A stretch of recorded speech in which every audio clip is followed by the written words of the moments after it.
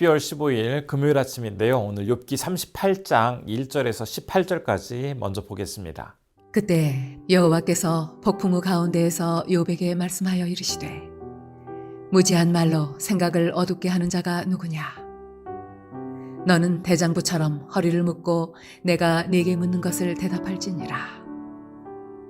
내가 땅에 기초를 놓을 때에 내가 어디 있었느냐? 내가 깨달아 알았거든 말할지니라.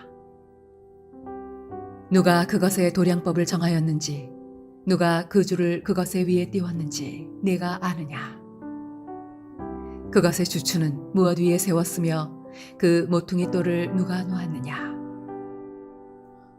그때 새벽별들이 기뻐 노래하며 하나님의 아들들이 다 기뻐 소리를 질렀느니라. 바다가 그 모태에서 터져 나올 때 문으로 그것을 가둔 자가 누구냐? 그때 내가 구름으로 그 옷을 만들고 흑암으로 그 강보를 만들고 한계를 정하여 문빗장을 지르고 이르기를 내가 여기까지 오고 더 넘어가지 못하리니 내 높은 파도가 여기서 그칠지니라 하였노라. 내가 너의 날에 아침에게 명령하였느냐? 새벽에게 그 자리를 일러주었느냐? 그것으로 땅끝을 붙잡고 악한 자들을 그 땅에서 떨쳐버린 일이 있었느냐? 땅이 변하여 진흙에 인친 것 같이 되었고 그들은 옷같이 나타나되 악인에게는 그 빛이 차단되고 그들의 높이 든 팔이 꺾이느니라. 내가 바다의 샘에 들어갔었느냐? 깊은 물 밑으로 걸어다녀 보았느냐? 사망의 문이 내게 나타났느냐? 사망의 그늘진 문을 내가 보았느냐? 땅의 너비를 내가 측량할 수 있느냐? 내가 그 모든 것들을 다 알거든 말할지니라. 욥과 친구들의 논쟁이 모두 마무리되고 또 엘리후의 이야기도 다 끝나자 마침내 그렇게도 기다리던 하나님의 음성이 욥에게 들리게 되었습니다. 그동안 욥은 하나님이 자신을 외면하고 간구에도 귀 기울이지 않으신다라고 하면서 굉장히 몹시 서운해했지만 하나님은 실제로 모든 그의 이야기를 다 듣고 계셨습니다. 어느 한순간도 욥의 곁을 떠나지 않으셨던 그 하나님, 그분께서 2절에서 너는 누구냐라고 묻고 계십니다. 이 질문은 실제로 그를 몰라서 하신 말씀이 아니라 의롭고 바르게 살아오긴 했지만 인생의 고난과 역경 가운데 자신의 그 맨 얼굴을 여과 없이 나타내 보여준 그 욥, 그를 향한 하나님의 질타였던 것이죠. 욥은 친구들과 대화가 시작되기 전까지는 하나님에 대해서 원망하거나 서운함을 나타내지 않았죠. 하지만 친구들의 공격이 지속되자 이제 자신의 그 의로움을 강조하다 보니 결국 하나님께서 세상을 다스리시는 그 원리와 기준까지도 자기가 보기에는 잘못했다라고 하면서 그것을 인정하지 않으셨습니다. 자신이 이해할 수 없는 그 고통을 허락하신 하나님의 뜻을 온전히 받아들이지 못하였죠. 그런 욥에게 너는 누구냐라는 이러한 질문을 통해서 당신께서 창조하신 세상에서 살아가고 있는 이 피조물에 불과한 그 욥, 자신은 그렇게 연약한 존재임에도 불구하고 스스로를 의롭고 대단한 것처럼 말하고 있는 그 욥에 대해서 다시 한번 너의 실존이 어떻게 되는지를 깊이 생각해 보도록 하라라는 그러한 말씀이셨습니다. 그러면서 3절 말씀에서 하나님은 욥에게 이 질문에 대해서 내가 직접 대답하라 라고 말씀을 하십니다. 그런데 그 다음에 이어지는 표현이 심상치 않습니다. 대장부처럼 허리를 묶고 묻는 말에 대답하라 라고 하시고 또 입고 있는 겉옷을 속바지에 넣고 띠로 허리띠를 묶으라 라고 하시는데요. 이 말씀은 앞으로 어떤 상황이 벌어진다 할지라도 어떤 움직임을 내가 하게 된다 할지라도 방해되지 않도록 아주 단단히 준비하라라는 그런 말씀이셨습니다. 마치 전쟁을 대비하는 그런 용사가 완전히 어떤 공격에도 철저하게 방어할 만한 그런 준비를 하는 것처럼 하나님께서 앞으로 어떤 질문을 통해서 그를 몰아친다 할지라도 그것에 대비할 수 있도록 단단히 스스로를 준비하라라고 말씀하십니다. 지금까지는 욥의 마음속에서 풀리하지 않는 그런 질문을, 그런 질문을 하나님께 드려왔지만 이제는 하나님께서 욥에게 직접 질문을 하시겠다라고 하십니다.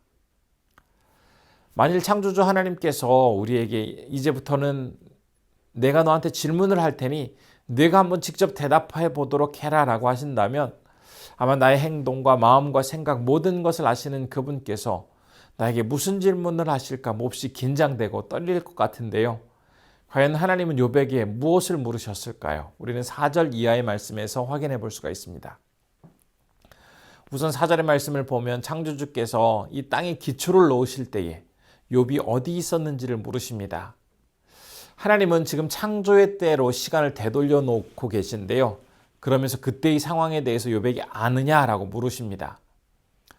이 질문은 그가 당연히 그때 존재하지도 않았기 때문에 어떤 것도 대답할 수 없음을 미리 아는 상황에서 하시는 질문입니다. 즉, 욥이 과연 지금까지 이 세상을 창조하고 운행하시는 그 하나님의 계획과 섭리에 대해서 여러 가지 의심하고 또 원망하였는데 과연 그가 그럴 만한 자격이 있는 자인지를 묻고 계시는 것입니다. 하나님은 욥이 서 있는 그 땅을 나누실 때도 이미 그곳에 계셨고 세상을 지탱하는 주춧돌을 놓으신 분도 바로 그분이심을 말씀하고 계십니다. 또한 땅과 각종 새벽별을 만드신 분도 그분이신데 그때 천사들이 그 아름답고 영광스러운 장면에 대해서 환호를 하였지만 정작 욥은 그때 태어나지도 그곳에 있지도 않았다라고 말씀을 하십니다. 이처럼 세상이 어떻게 창조되었는지도 알지 못하고 참 그 운영되는 원리에 대해서도 알지 못하면서 단지 눈에 보이는 것이 전부인 양 살아가고 있는 그 욥에 대해서 그가 말하고 있는 그 말과 그가 보이고 있는 그 행동이 전부가 아니라는 것을 지금 이 질문을 통해서 하나님은 이야기하고 계십니다. 바다를 만드시고 구름과 흑암으로 바다의 옷과 강보를 만드셔서 아름답게 꾸미신 분도 바로 하나님이시고 또 그 넓은 바다의 한계를 정하시고 아무리 높은 파도로 할지라도 다 그 통제 안에 두시는 분이 하나님이라고 전하고 계십니다. 절대적인 권위로 이 세상을 다스리시는 전능하신 하나님이라는 사실을 욥에게 분명히 이야기하고 계신데요. 그 중에서 이제 12절 말씀은 창조의 넷째 날에 만드신 그 해와 달 이것과 관련된 이야기를 하십니다. 욥에게 새벽과 아침에게 자리를 정해준 적이 있는지 이런 사실을 물으십니다. 너무나 자연스럽게 새벽이 오면서 서서히 동이 밝게 터오기 시작하고 또 얼마 후면 이제 지평선 끝에 태양이 힘차게 조금씩 솟아오르는데 이 광경이 아무도 주관하는 자 없이 자연스럽게 일어나는 그런 현상이 아니라 하나님께서 직접 그것을 운행하시기에 일어나는 장면이라는 것을 설명해 주십니다. 그러면서 이제 17절에서 사망의 문이 있는 그곳, 즉 살아있는 인간이 도달할 수 있는 그 최후점, 그리고 그 너머의 세계까지도 이미 다 파악하고 계신 그분이신데 과연 이런 하나님을 욥은 내가 얼마나 안다고 함부로 그분에 대해서 이야기하고 너의 그 제한된 지식으로 그분을 판단하느냐라고 묻고 계시는 것입니다. 삶과 죽음에 대해서 지금까지 욥이 알고 있었던 사실, 그것은 굉장히 편협적인 것이었습니다. 그러나 그 욥의 지식과는 비교할 수 없는 그러한 놀라운 것들을 하나님은 알고 계시고 실제로 운행하고 계십니다. 계속되어지는 이 하나님의 말씀을 들으면서 그 질문을 들으면서 욥은 자신이 그 새 친구와 논쟁하는 중에 너무나 쉽게 하나님께서 이 세상을 다스리시고 운행하시는 그 모습과 그 원리에 대해서 불평했던 그 자신의 그 행동들이 떠오르면서 몹시 부끄러워졌을 것입니다. 어쩌면 하나님께 굉장히 죄송한 마음을 가지면서 어디 쥐구멍이라도 있으면 들어가고 싶은 그런 심정을 갖게 되었을 것입니다. 이러한 하나님의 질문을 들으면서 내가 하나님을 몰라도 너무 몰랐구나 라는 사실을 다시 한번 깨닫게 되었을 것이고 지금까지 하나님에 대해서 아주 좁은 시각으로 편협하게 이해하고 있었다라는 것을 이제 깨달으면서 함부로 행동했던 자신의 그 말과 행동을 많이 후회했을 것입니다. 우리는 이 말씀을 보면서 욥에게 물으시는 그 하나님, 정말 많은 것들을 이루시고 가장 온전하고 아름답게 이 세상을 운행하시는 그분이신데도 불구하고 우리도 욥처럼 하나님을 온전히 신뢰하지 못하고 의지하지 못한 채 많이 의심하며 살아가고 있지는 않았는지 되돌아보도록 해야겠습니다. 욥에게 하신 그 질문 앞에서 나의 무지함을 인정하고 하나님의 그 놀랍고 위대함을 다시 한번 찬양하며 그분 앞에 더욱더 가까이 나아가도록 해야겠습니다. 그래서 어떤 상황에서도 하나님만을 신뢰하고 그분의 음성에 귀 기울이며 나아가는 것이 가장 지혜롭고 귀한 삶의 모습이라는 것을 다시 한번 우리 마음속에 굳게 새기도록 해야겠습니다. 하나님은 이 세상을 창조하신 분이시죠. 그리고 가장 알맞는 방식으로 다스리고 계십니다.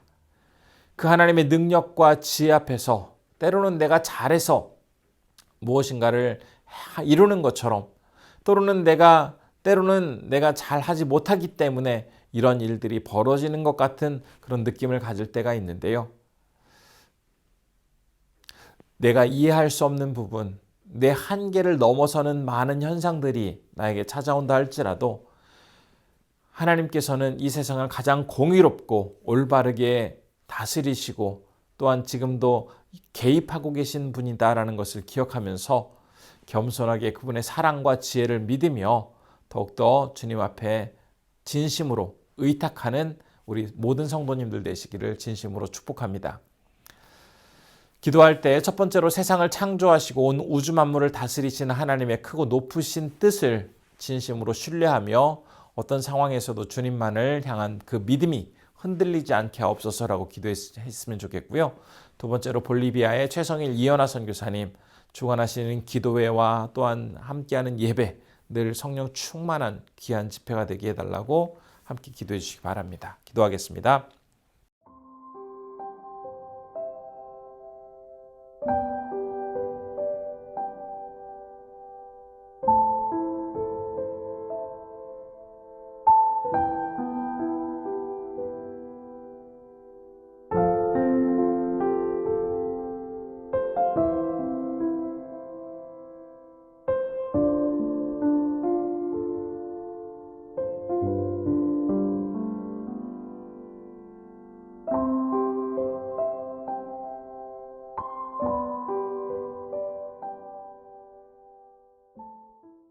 언제나 살아계셔서 역사하신 아버지 하나님, 오늘도 말씀 가운데 우리를 위로해 주심에 감사드립니다.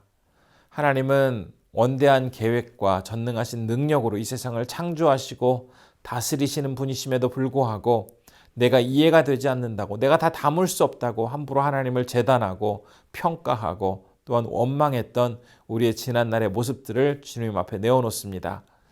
하나님은 한순간도 나와 동행하지 않으신 적 없으시고 모든 것들을 가장 올바르게 판단하시고 인도하시는 하나님이라는 것을 기억하며 주님을 더욱더 신뢰하는 마음 갖게 하시고 내가 비록 많이 힘들고 이해되지 않는 그런 상황 속에서도 하나님을 더욱더 굳건히 신뢰하며 주님 앞에 내 모든 것들을 내어드릴 수 있는 그러한 주님의 귀한 자녀가 될 수 있도록 우리를 붙잡아 주옵소서. 오늘은 볼리비아에서 사역하시는 최성일 이연아 선교사님 위해서 기도합니다. 늘 건강을 허락하여 주시고 주관하시는 기도회 그리고 또 예배 가운데 성령 충만한 은혜를 내려주셔서 늘 많은 영혼들이 주님 앞에 돌아오게 하시고 놀라운 역사가 있게 하여 주옵소서. 오늘 하루도 우리 성도님들 건강으로 인도하여 주시고 하나님께만 기쁨으로 영광 돌릴 수 있는 소중한 하루 되게 하여 주시기를 원하오며 예수님의 이름으로 기도드립니다. 아멘.